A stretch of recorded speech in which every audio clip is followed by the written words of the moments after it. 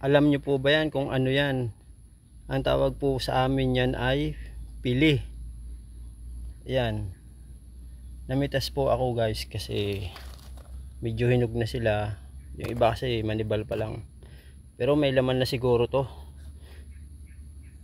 Susubukan nga natin buksan kung meron na. Kasi manibal na yan eh.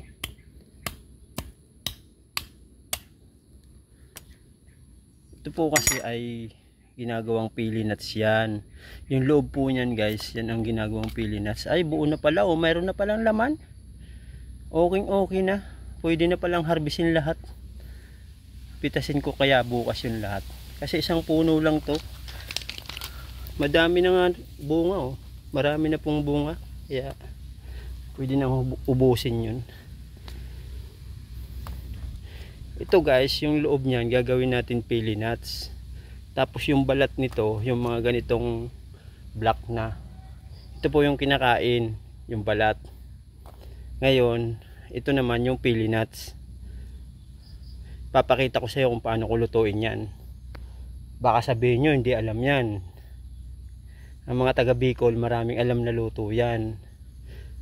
Ang hindi lang alam niyan yung mga babae. Oh, ayan guys, oh. Mamaya magluto ako nitong ano, yung lanta. Oh, thank you. Hanggang dito na lang tayo guys. Bukas na uli.